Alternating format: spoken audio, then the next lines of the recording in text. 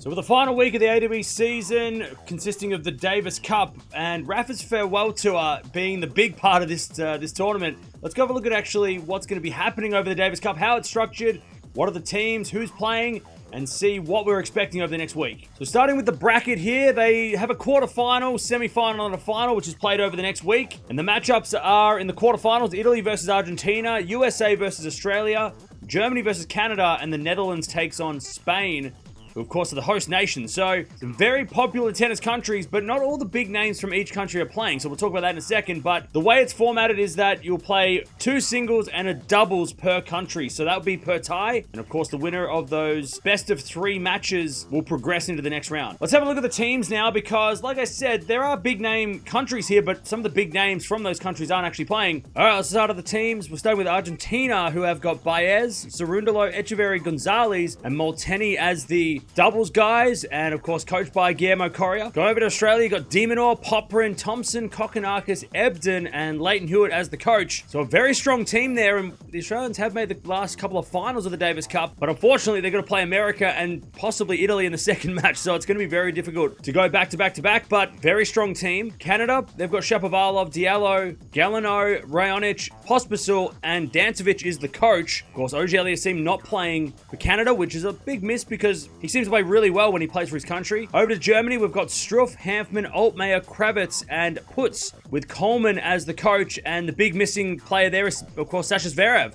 Number 2 in the world, decided not to play in the Davis Cup. Over to Italy, who probably have one of the more stacked teams. Sinner, Musetti, Berrettini, Vavasori, Bolelli, and Valandri is the coach. Now, there has been a change because Caboli was actually supposed to be playing instead of Berrettini, but not a bad replacement, Berrettini. I mean, we all know who he is, and he's been in the top 10. He's been to Grand Slam finals, so very strong team there, the defending champions. Over to the Netherlands, we've got Griekspoor, Van der Zandschulp, De Jong, and Koloff, and coached by Harhus. And they've got to play Spain in the first match, so not only do they have to play the hometown favorites, but also Rafa Nadal's farewell tour. They've got to deal with it first. Speaking of Spain, we've got Alcaraz, Martinez, Batista Agut, Nadal, and Granollers, and they're coached by David Ferrer. And of course, this is going to be the fan favorite team for the week. And then the USA, who I think have possibly the best all-round team, with Fritz, Paul, Shelton, Ram, Krajicek, and coached by Bob Bryan. Ram and Krajicek made the Olympic final and won a silver medal. Of course, Fritz, Paul, and Shelton have all been in the top 20 for the most part of the season, with Fritz just getting back in form over the last couple of months with the US Open final and, of course, the ATP Finals final. So very dangerous team, Team USA, who might have to play Italy in the second match if they both win. Watch out for Team USA, but that is the lineups for the ATP Finals, and some of the potential clashes we're going to get as early as the semi-finals are going to be Fritz and Sinner.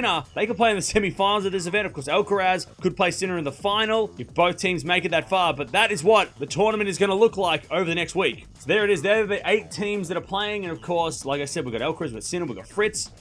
Big names there, you know, big doubles teams as well. It feels like the doubles matches or the doubles matchups are going to be the crucial part of this, because there are teams that have, you know, stacked 1 and 2 players. We've seen that with Italy and USA. But I'll tell you what, some of the teams that have a good doubles team, that might be the difference. Like Australia. I mean, America have a great doubles team.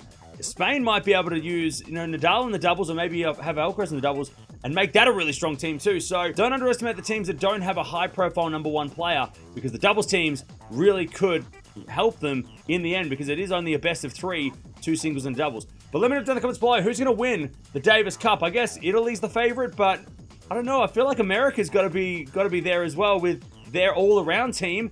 You know, Sinner can play 1 match, but the other 2 matches, maybe the USA could beat them if they make the semis. Of course, the favorite team, I think this week, the most popular will be Spain. Of course, the hometown team as well, with the Spanish crowd farewelling Nadal. That'll be the fairy tale team I think everyone's going to want to see to win. But there it is. Davis Cup, final week of the season, gets underway on Tuesday.